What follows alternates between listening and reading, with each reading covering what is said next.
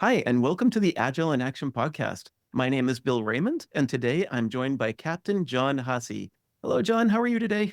I'm great, Bill. Thanks. How you doing? Great. Thank you. I'm looking forward to the conversation. Captain Jon Haase, you are in the Navy as a program manager at the Expeditionary Missions Program Office, or PMS 408 in NAVSEA. Along with your service and campaign awards, you have been honored with the Heroic Service Bronze Star Medal. Captain Jon Haase is active in promoting AI readiness and innovation with the defense sector, emphasizing the importance of integrating AI technologies to enhance team efficiency and operational capabilities. Your insights reflect a deep understanding of both the technical and strategic aspects of military operations in the modern era. You are qualified as an acquisition professional, program manager level 3, fully joint qualified, and explosive ordnance disposal officer. Today, we're going to be talking about the role of Agile in AI to design robotics prototypes in the federal government in regulated environments. First of all, I want to thank you for your service, along with everyone on your team and the Navy for ensuring our continued safety. And while I did share a little bit about your service, could you share some additional detail related to the type of work that you do and why? Yeah, thanks, Bill. I appreciate that. And thank you for inviting me on today. It's an honor to be with you. And first of all, we had a quick chat before the podcast began, and you mentioned that you've got some family who are veterans as well from the Navy. So thank you for their service. I hope you pass that along. Right now, I am a program manager managing the cost, schedule, and performance of a number of different programs that are designed to give the Navy additional capability for future requirements. What that means is I get to look at everything from developing prototypes, testing these prototypes, to actually fielding these and starting to get feedback from sailors who are using them. I work with some of the finest professionals in the federal service, that's active duty and federal employees as well. And it's just a great honor to be part of that system, to look at what's available today and to look at what's coming in the future. In addition, you mentioned my service as an EOD officer, explosive ordnance disposal. And just as a shout out to the larger EOD community, those are the Navy's bomb techs, whether it's underwater or on land, capable of finding and dealing with explosive hazards, which are some of the most interesting, talented, wonderful people. I'm just privileged to be part of that community as well. I get to serve that community in my job as well as remain a member of that community. And it's just a privilege to be part of both those worlds. Well, thank you very much for that. And I'm looking forward to the conversation. I'm going to start with the first question I ask all of my guests, and then we're going to get into what those types of projects are. What does agility mean to you? Yeah, so starting with a small question, I think agility in general, to answer the broadest form of your question, is the ability to observe what's happening in the real world and respond to that in an appropriate way. And the faster you can observe what's happening and respond to it, the more agile I think you are. And generally, it leads to better outcomes. So at the personal level, I think that's implemented by being able to take in feedback from the environment, from team members, from people, from any source that it can come to you, to assimilate that into your body of knowledge and to be able to quickly make decisions and make sense of things. Now, in my current role, I'm actually able to make those decisions because I have some authority in my current position where those decisions are within my scope of control. Previously in my career, and in many people's careers as they begin to work their way up to positions of authority where they're making those decisions to personal levels, I think that agility looks more like recommendations. What would you recommend, given what you've learned about the real world right now, that might be different than what was known yesterday? So I think that personal agility and really contextual decision making, being able to assimilate the information around us, rapidly come up with either recommendations or guidance or decisions, is sort of the most basic level of agility that I would start with, a foundational level. Because without that, teams really can't move forward unless they have the decisions they need to, from decision makers to do that. The next, I think, is the team level of agility, which is an ability of a team. And this I usually think of as like 3 to 10 people, maybe 50 at like very, very highest end. But moving together as a small team, building a product can be really challenging. People have to build shared understanding, again, integrate all the information that everyone on the team has, and then come up with recommendations or decisions about the project they're working on as a team. That is more challenging than sort of the individual level of agility. Then the last and most difficult level of agility, and this is just problems of scale, right, is enterprise agility. I'm making decisions as a program manager in my current job. Teams are coming to me with recommendations or decisions that I've delegated to them on our different products. And then if I zoom way out, the Navy as an enterprise is also agile and responding to what it gets from the environment around it and following the direction of senior leaders. And so I think agility is the ability to get that input from wherever it's available and to make appropriate decisions in light of that information. And I think it happens at the personal, the team, and the enterprise level. And the better all of those echelons of agility work together, so the more harmonious the system and the better outcomes you're going to get, because you'll be making decisions based on the most accurate, relevant information. And I've always admired people who can make sense of the world quickly and come up with brilliant recommendations. And so that remains something fascinating to me at many levels. Same here. And that's why I created the podcast. I really appreciate that. Thank you. And now I guess it's time to move on. I guess using the term program a few times here, I'm assuming that program means that you do have multiple types of projects that you're working on. Is that correct? Yeah, I'm really fortunate to have a broad array of projects that I get to have teams working on and get to lead. I'll give you maybe a quick breakdown, if that's helpful, of what these look like Yes, in terms of please. the context of our agility. Yeah. And so these are projects that are in large part looking at current and future capabilities to provide protection to all of DoD personnel, but particularly sailors for most of our projects. We look to embrace open systems whenever possible, and there's some standards that will follow there to help us with that. But these projects are, building on open standards, or at least accessible by multiple teams from multiple companies in order to do that. We have robotic systems primarily. This builds distance and safety when there's an explosive hazard and someone trying to deal with it. The further away you are, the safer you are. So robots give us the best opportunity to do that. And these robotic systems are both ground-based, on the water and underwater systems, because you never know where these explosive hazards might be and where you might find them. We're moving into aerial systems a little bit more, but that's a bit more nascent for our portfolio. We also do deal with some medical capabilities and systems, as well as some jamming capabilities that provide like a bubble of protection for folks who are using them in terms of explosive threats. These systems in total are meant to provide safety and standoff for the people using them, to assist finding and locating these explosive hazards, which can be very tricky, and then to enable people to conduct the right procedure at the right time from a safe distance in order to provide safe access to wherever the U.S. military needs to go. Great. Thank you for that. There's quite a portfolio there. I guess I'm curious. We're going to be talking about agility and how you manage some of these efforts, but there is an AI element to this, isn't there? Yeah, there is an AI element in almost all of it. And I was going to talk a little about that in my definitions of agility and what it means to me, because I think we're on the cusp of something that is going to change the pace at which we can be agile. So first of all, agility is absolutely part of these robotic systems, because when you think about a robotic system helping you identify the first step in the process that you might go through if there is an explosive hazard, identification of an object is something that artificial intelligence is really good at, whether it's a computer vision based solution, whether it's multi sensors, whether it's in the underwater domain, different sensors capable of processing signals underwater to make sense of the underwater environment. But when you look at sensors being able to recognize patterns, this really is the strongest point for AI at the moment, so that you can build algorithms around data that you have. And because you're using stable platforms that have common sensors between the robotic systems, you're able to gather a lot of data. You're able to process, curate, clean that data, label it appropriately. And once you've done that, you've really set the bedrock for efficient and effective artificial intelligence in the form of, say, the automated target recognition, which is just a fancy way to say to be able to spot the same thing. And so AI is at the heart of many of our robotic systems in that way. But I also think we're at the cusp of being able to move at a pace that was unprecedented before. I think that generative AI allows us to quickly research, outline, and have like a co-pilot, if you will, an assistant, a smart assistant with you.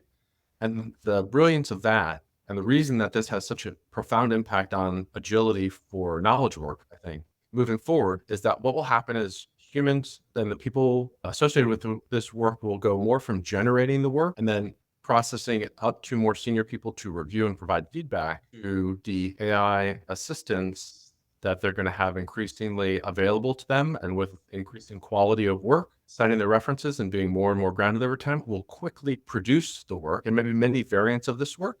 And the people involved, which will just be as critical in the future as they are today, will be selecting the best options. And so when you look at the difference between generating something, creating it from scratch, versus selecting out of 3 or 4 options, which is the best, it's vastly easier to select a good input than it is to have to create it yourself. And so what you'll do is you'll be able to have better work at a faster pace because generative AI more and more will act as a thought partner with you, right? So the person will certainly be involved in this entire process. And we're not looking in any way to remove that. But what's happening is the role is changing. So now you're selecting the best answer instead of trying to create the best answer. I recently had a friend who was able to go to El Prado. And if you just think about looking at these masters at these museums, capturing these timeless works of art, you think, how long would it take you to create something like that? You know, a lifetime. But when you look at some in a room, you're able to pick out a master's work, right? And in the same way, if you've got generative AI working for you, you're able to pick out the work of a master, the best solutions that would come from it. And over time, I think that is going to get better.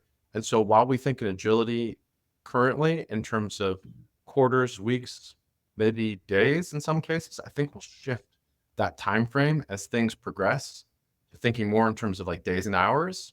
And I think the possibility to unlock just-in-time solutions really begins to become a reality in a future in which everyone involved in the process has this sort of a smart assistant, right? And so I'm talking about future things. Those aren't here yet, but I think the trajectory is clear. I think that has just profound implications for agility. So yeah, back to your original question, I think AI has a huge impact on organizational agility, enterprise agility, and personal agility.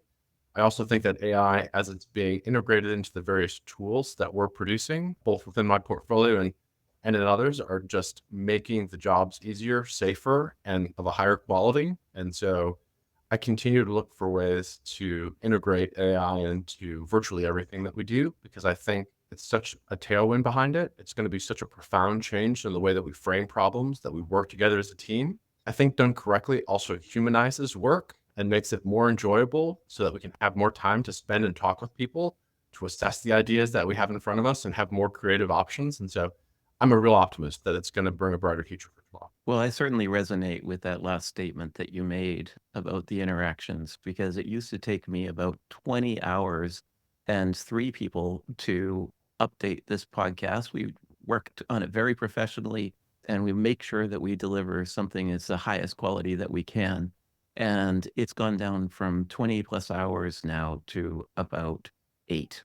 And that means that I can spend more time talking to folks like yourself to improve the content that we have on our podcast, to find more interesting people to interview. It takes away all the grunt work. A lot of that is because of AI right now. And, you know, you sent me some notes based on an initial conversation you and I had leading up to this. And that's another great application where AI can take a transcript, say, of a meeting that you have and can summarize the bullet points, talk about next steps and tasks, maybe even outline how you move forward with those. And what that allows you to do is, instead of having a person, you know, sort of having to be one person who's just got the pen and paper out the whole time, you know, typing away the notes, can actually be engaged with just a transcription.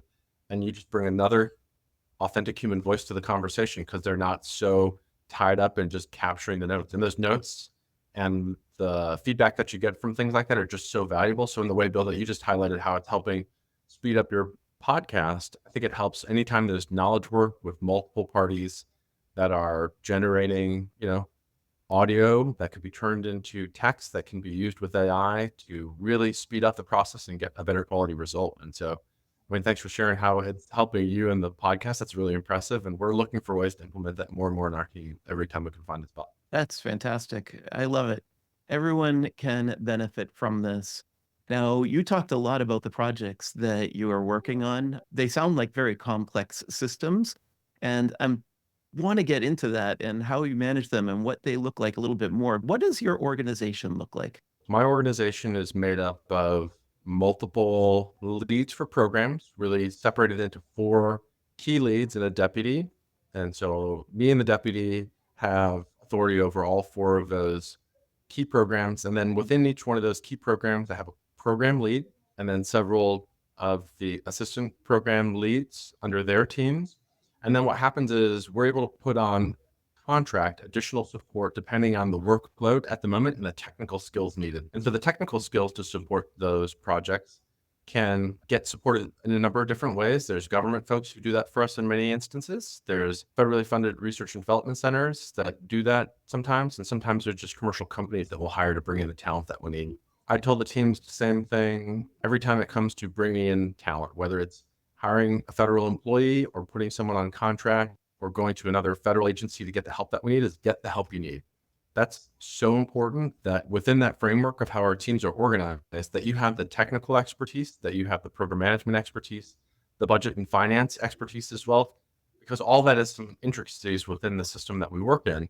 It's challenging sometimes in some particular disciplines to get the right expertise because they're so in demand and so expensive that what you have to do is you just have to go out and find them. And so, for us as an example right now, getting cloud expertise is really challenging. Some advanced AI techniques where there's a lot of draw in the commercial world for these skills are challenging for us as well. And so we're really invested in hiring the best people and bringing them onto our team. And it's a great place to work. We have a fun time doing it. Federal employment is so rewarding and it's so great to see these people doing it. We have some sailors that are on our team as well. And so if you've ever thought about joining the Navy, it's just been the most fun for me over my 23 years. I've had a blast doing it. And then we get some great folks who come into the team for just a project to help us out as well.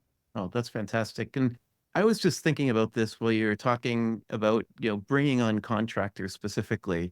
I've done a number of government contracts myself, working with the OMB, the Office of Management and Budget, and I am very familiar with responding to these types of contracts where you are enumerating all of the deliverables that are required and when you are going to deliver those requirements.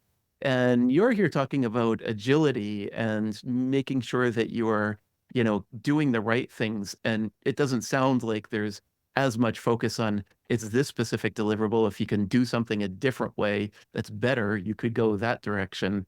And sometimes those contracts don't necessarily work that way.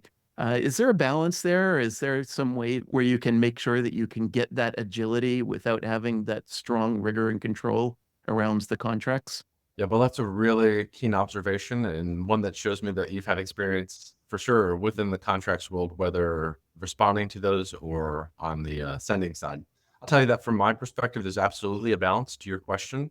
Overspecifying a contract is handcuffs, is an unfortunate situation where once you've overspecified a requirement and overspecified a contract, what ultimately is very likely to happen is that you'll learn something in the process of building it, and everybody will want to change what's about to be delivered or will be delivered in the future. And it becomes a little bit more challenging to do that. Now, there's mechanisms to do that to achieve this agility through modifying what that contract might be with the appropriate folks from legal and the contract shop and all that stuff. And so there's ways once you're in the development of a contract to modify those things. If you're in a good relationship with your vendor, right, those can be pretty straightforward. And if it's a challenge project, those could be, that modification process can be a challenge. And so the best thing to do, in my opinion, is to understand the environment you're operating in first. And that might sound funny, but if you're making the same thing that happened 4 times previous to this contract award, and it's been a stable requirement, and you understand the work involved, and there's been no disruption to the industry that's led up to this particular award, it's probably good to be pretty specific in terms of your dates and requirements. And because you understand the environment, and there's very little risk in having a very specified contract. If you look at some of the different acquisition pathways, there are now software acquisition pathways that are intended to provide you more flexibility, but they require you to understand the environment you're operating in and to select that pathway correctly early on in the process. And if you do, there's actually a whole world that opens up where agility is wide open to you. It's just unusual and rare in my portfolio that it's a software only project. What tends to be more common is there's a hardware platform and then software that would go onto it. And what I've found is that the companies and the teams that are best at making hardware don't always have the strongest algorithm development teams, and sometimes don't have the best user interface or software teams that are working alongside their hardware teams. And so what we found to be the best approach is to have one team that's really focused on the hardware solution and getting something out that is functional but open enough where third parties can come in. And those third parties really hyper enable that hardware because their specialty are in just the things we're looking for.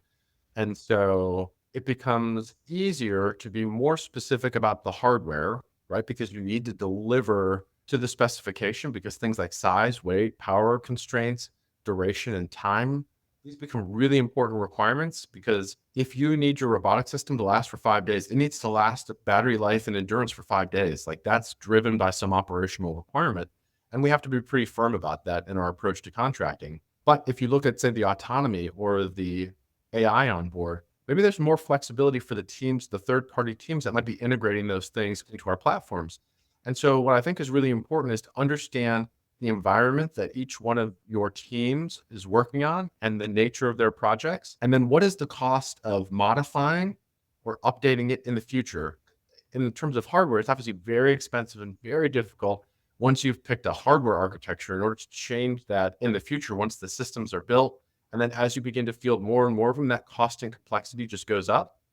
Where for software, the beauty of that is you're able to change it once and update it many times. And so the challenges associated with having a more agile approach to software are a lot lower, right? You're able to do it much more effectively. So I would say that the key is, yes, there's definitely a balance between the rigidity of the specificity is probably a better way to put it, of the contract itself to ensure that you get the hardware platform that you need, but then to take a more appropriate and more agile approach to the software and the other enabling capabilities that third parties might be bringing into that hardware platform over time. And I'm increasingly thinking about agility within the modularity of the hardware itself. I think there's been a lot of great work around modular open systems. And when I look at the future of AI on board of these systems, I like to think about the modules that power those AI systems and applications, whether it's graphics processing GPUs or the FPGAs or the ASIC advanced chips that might be coming more and more in the future. How can you make those easier to take out and put in over time? Because increasingly that part of the hardware will be more agile and we'll see a lot of improvements over time. And so even thinking about like modularity at the system and subsystem level is something that's really been on my mind lately. Because I think if you get that right, you build in the flexibility that you need, the agility you need after the contract has been awarded and delivered, and then for future modifications. We are kind of getting into this conversation around how you deliver these projects and these programs. It's interesting, you started off listing out some of the types of work that you do, and I can imagine that it's easy to conceive of these efforts and imagine what they would look like. But if you're sitting there looking at data and building an AI model and you're designing these robotic systems, at some point it goes from theory to lots of complexity because now the robot isn't just sitting on someone's desk recognizing an item. Now it has to go out into a ship where you'd have bad weather, you have ocean water, you have lots of other chaotic things that could be happening in order for these to work effectively. And I'm curious, what does it look like to build one of these systems, and how do you interact with those that might end up using them? Yeah, so I'll take that in two parts, the build and then the interact. So the building, I tend to think of it in two big categories for my program. The first is that the commercial market space or the defense industrial base already has something that's very close to what we want. Right? We have one project where there was something very close to our requirement, and we needed to change probably about 10% of the design of that project. That's getting something that's very close to what you need without having to have paid for the development. It just comes to you 90% done. Now, it's interesting when I say 90% done, if you look at like batteries, whole mechanical, electrical, control systems, all the different components that make up, say, one of these robotic systems, I'm saying 10% change only as I look at all the various systems and subsystems. But that 10% change might be an enormously difficult task. And that's actually what we're finding out is that, say, cybersecurity, as an example, cybersecurity is critically important to all of our, it's increasingly important to everybody if you read the news, but our systems particularly. And so a lot of times we'll have to do some of the cyber hardening for these vehicles that are, 90% of what we need. We just need to add cyber hardening to them. And it turns out that when you add cyber hardening, it changes the internal communication mechanisms for many of the systems. And so you're adding what would look like a small amount in terms of like a new subsystem that does some encryption, perhaps. But what's happened is you've changed the internal communication protocol for everything. So the amount of complexity that that generates and the amount of work is actually fairly vast. And so one of the lessons I've learned is just because it's 90% of what you want as like a commercial product does not mean that that last 10% is going to be easy. It can be very, very challenging, as a matter of fact. And so that's one thing that we have to account for when it comes to building or building something that's very close to what we want when we begin. Of course, the other way that this happens is you build it from scratch. And this is where, again, the government comes up with the design, we release a contract, and we work with the company to now build this thing. And what I'll say is that in either case, once you've come up with a thing that works, you are still far from done because now you have to go to environmental testing. And like you mentioned, now you have to put these things into relevant and realistic environments. And there's shock, there's vibration, there's heat, there's cold, there's depth. And ideally, you know of all these requirements ahead of time and you've built in something robust enough to make it through all of that. These can be really difficult to engineer something so robust that it's capable of withstanding the hottest desert heats imaginable for weeks straight and the coldest Arctic temperatures, right? And so there's been instances where we've had systems and we've even tested them in places like San Diego as an example, and they do just fine. And then in order to stress them and to gather more relevant and realistic data, we will wind up, say, taking them to Alaska, and suddenly they're introduced to a new environment. Many of the environmental conditions they find themselves in are different. The objects they're seeing are different, and they struggle to perform in this environment for the first time, these prototypes, because it's just so difficult to create a system that's generalized across so many different environments. So once you've got a working prototype, there's still just a ton of work to do. And you'll get to a certain point, you can never get it to perfect. You'll never bake out all the risk. It'll take forever and you'll never field anything if you do that. But eventually you'll get it to a point where it meets all of your requirements, it's safe and effective, and you can field it. And that is a huge lift to get to that point. It's a huge celebration for our team. It's a wonderful time to be part of a team when you ship a product to the Navy. It's one of the best feelings ever. But then what happens, as you alluded to, is then what, right? Because many people think like, oh, it's fielded, it's in the hands of sailors, our job is done. But the truth is, you've still probably only done about 25% of the work of the entire life cycle of that product. Because now what's going to happen is sailors are going to get it. And sailors are the most creative, incredible human beings on the planet, and they will do things with your product when it comes to a time of need or conflict to accomplish a mission that you would never imagine. And they'll be the most innovative, creative, incredible thing. They will accomplish amazing feats that will move mountains. And then the report will come back to you on what they did, and you will say, we need to make it better at that thing they just discovered are useful. We didn't think about that. There's this constant iterative feedback process where you're continuing to try to get as much feedback from as many environments, from as many sailors as possible, take all that information and improve your product. Again, that product improvement has to go through a cycle where it goes to the folks who are going to develop it, and then it has to be rigorously tested to make sure it's going to meet all your standards. And once that's all done, then you can put it back into the hands of the sailors and continue to get feedback. So the truth is, project is never really done, be it hardware or software, especially when it's a hardware software combination package. You will always have more value to put inside of these things. And if you're listening to what sailors are doing with it, you'll always be challenged in the best way. Oh, that's great. Yeah, I can imagine that if there's something at their disposal, even if it wasn't thought to be used a certain way, but if they know it has a certain capability, it will get used. If you look at the history, and so again, bomb disposal is my career field. And if you looked at what we did in Iraq and Afghanistan, where it was very intense in terms of the operations we were doing for bomb disposal and seeing these explosive threats, if you started at the beginning of that conflict and you looked at where we ended, I would say 70% of the advances, the innovation, and the progress that we made were because someone in the field had a creative idea, did it in the field first in a very prototype, rough way to protect themselves or others. That came back to people in program management positions, and we decided to institutionalize what they had done in the field. And I think the real strength of what we did there was the rapid iterative feedback cycle and our ability to make those changes quickly. And so I think a military that has that sort of feedback cycle built in and an acquisition process that knows how to respond to that, and we've shown that we can do it, that's exactly what we did in Iraq and Afghanistan in that context, is well suited to respond appropriately to future conflicts. Thank you. Because a lot of these are bleeding edge technologies that you're working on, very often we have this here in San Francisco and Silicon Valley, there's a sort of, work fast and break things. If it doesn't work, then move on to something else. I'm curious how much of this work that you do is an idea where you're testing to decide whether it's going to go into the field versus, no, we're committed to this no matter what. Again, you have some very keen observations. Did you have my job before? This is actually really quite insightful on your part. So what happens is we have both. To answer your question directly, there are some that we say this is going to happen. We release a contract, we award that contract, and we are partnered with a company that's going to do this, and we're committed to it. There are other instances where we say there might be many solutions out here, and perhaps we don't know the best solution ahead of time.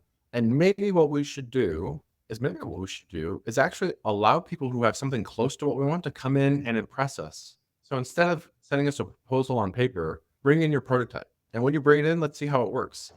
And we'll take a look at all the prototypes that work or pitches about your prototypes if we have to.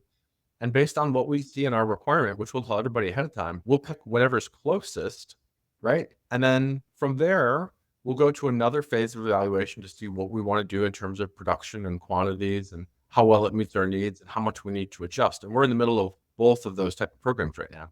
And so what winds up happening is in some cases, you'll be surprised at how far along these products are when they come in. And in some cases, you will be surprised at how much you can accomplish with just committing to it ahead of time and releasing the contract and working with folks to develop it.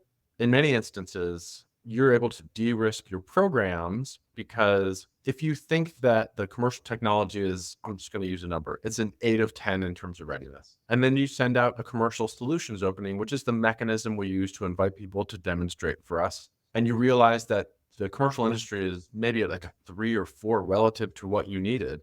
You've suddenly de-risked a lot of your program because you can validate your assumptions without having to spend a year or 2 or 3 developing and working with a vendor to only realize that maybe it was more immature than what you thought at first. So this ability to evaluate things rapidly and see where they're at has an enormous benefit. Now, what needs to be in place for that, the foundation necessary in order for that to work, is you need to have products that have already been built for, oil and gas as an example. They're underwater looking for things all the time. And so there has to be something close enough in industry that could be brought in where it's demonstratable and reasonable for your applications.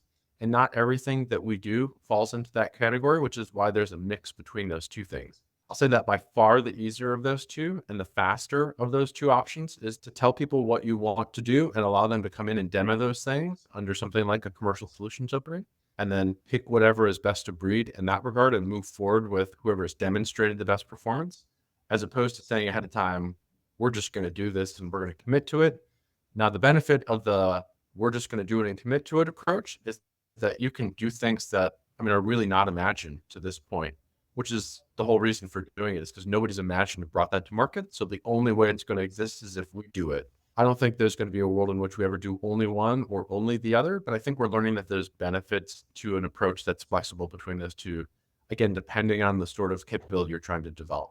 Oh, that's interesting. You're sounding very much like, many corporations that are trying to get their products or services out there faster, and they often make use of something that's off the shelf, but then customized. You're just going to probably levels that may not be seen in the corporate world, but it's basically the same process. I was able to go to a very big software company who's got software that's running on probably all of our machines right now.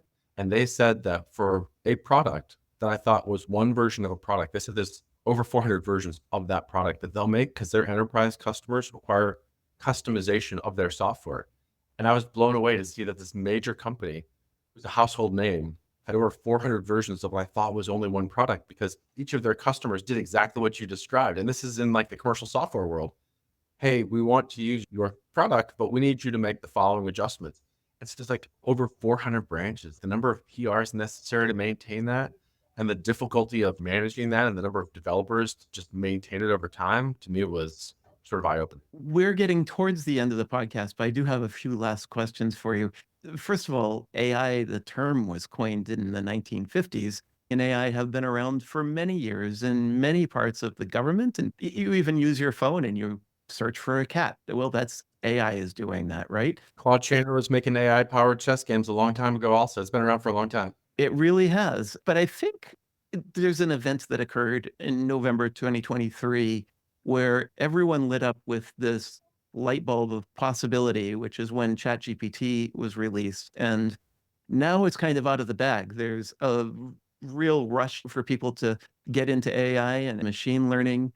And I think this is going to be really interesting to see where all of this goes. But you're in that perfect space to give advice to leaders to say, where should we start? Where should we be looking at AI and machine learning to improve how we do business? And what are some of the skills as a leader that I might need in order to manage some of these new frontier efforts?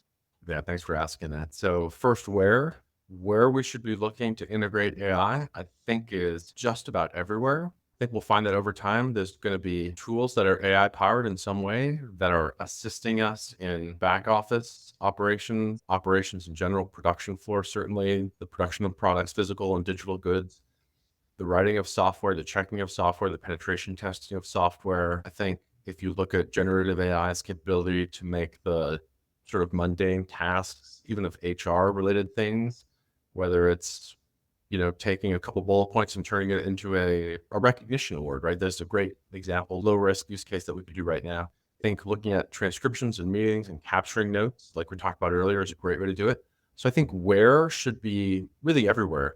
And if leaders aren't asking questions now, like, how can we begin to integrate AI into this thing in front of me in a way that's low risk, reversible, and that we prepare our workforce for, right? They should be. Because what will happen is AI will simply make people more efficient and effective at their work. It'll remove the drudgery. I think it'll increase happiness in the workplace. And so this is, in my mind, a way that leaders can show their concern for people by expressing, hey, where can we use AI in this thing in front of us right now to make this better for you? And I think the key is to reinforce with that. I mean, Bill, to your point, this extra time, energy, and effort that we'll get by removing some of the more uncomfortable or unpleasant parts of your work, this will be given back to you so that you can be more creative, more connected. And we value your input just as much in a world in which AI does more than we do right now, right? You're not going away, right? That's not the objective of this at all. So I think leaders need to really clearly communicate why they're doing this. That's the first thing. The second is just really communicating that this isn't going to dehumanize work at all. And I actually had one employee who came into my office one time and said, hey, John, that's great that we're going to do all these things for AI, but are you not going to read my annual performance report? Is that what you're saying? Like, do you not care about me and my career? I was, oh, no, not at all. I said, I care so much about you and your career that we're going to spend even more time talking about that. And I'm going to be here for you every step in the way when you're on my team or even when you leave. And this particular employee wound up getting a promotion not long after and leaving, and wound up coming into the office and saying, hey, I really appreciated that conversation and you taking the time. And I stayed in touch with them in their new job and honored that promise to be with them on their way. So that answers the where that we would do it. Now, the skills necessary for leaders to really enable their teams to embrace this, to get past a fear that AI will take them out of the workforce or marginalize them, remove their jobs and opportunities, I think you have to demonstrate good behavior. And so I go out of my way sometimes in team meetings to actually pull up a screen. And if we have an AI tool that could be used in that instance, I'll demonstrate asking or interacting with it in front of my team to get an answer. And then I will share it with my team. And I've had maybe a dozen people say that when they started seeing me interacting with some of the AI tools that we're using on our team, they realized their potential and they started using it as well. And so there was a real sort of fear to start doing it. And I think their perception was that if I saw them using AI, I'd think they weren't doing their job. And what I was trying to show them by modeling what I hope is good behavior is that using AI is doing your job and that I use it and I expect and encourage you to use it as well, coupled with your judgment and wisdom and experience to get the best solutions possible. And so I think we should, again, back to your question, be looking as many places as we can to integrate AI to make the workforce better, faster, and more fun, and produce better products that are delight our customers more and more, whether those are customers in the Navy who are going to use these in times of need, or whether, they're customers out that are paying for our products in the commercial world. And I think that the skills necessary are really communication and empathy more than ever. So ironic that AI is making leaders and their ability to connect to the workforce, to send the right messages, and to be reassuring more and more important. But I do think that's really critical is the human side of things from leaders. And I think the days when leaders can be behind closed doors and not really communicate or express intent effectively, as we begin to integrate some of these tools, those leaders will be just less and less effective. So what is going to be more effective is connecting with the workforce, spending that time to explain things, being an advocate for them, and demonstrating good behavior. I think this is a great way to wrap up the podcast, actually. That was some really thoughtful responses there. Thank you. Captain Jon Haase, if someone would like to reach out to you and discuss this topic or others further with you, how might they do so? I'm on LinkedIn, would welcome the conversation and look forward to it. Wonderful. And we learned about you and your work with an article that you wrote jointly with Peter B. Walker, Olivia Berardi, and Valdemar Korwowski. That article is titled Get Real, Get Better, a framework for developing agile program management in the U.S. Navy, supported by the application of advanced data analytics and AI. It is a great read. I highly recommend that you read that. I will make sure that both John's LinkedIn and this article are in the agileinaction.com website for this particular podcast. And of course, if you're on YouTube watching the video, it'll be down there in the description as well. Captain Jon Haase, this has been a great conversation. Thank you so much for joining us today. I really appreciate it. It's been a real pleasure, Bill. Thanks for having me. Thank you for listening to the Agile in Action podcast with Bill Raymond. Subscribe now to stay current on the latest trends in team organization and agile techniques. Please take a moment to rate and comment to help us grow our community. This podcast is produced in affiliation with Cambermast LLC, and our executive producer is Riyama Dagason. If there is a topic you would like Bill to cover, contact him directly at bill.raymond@agileinAction.com.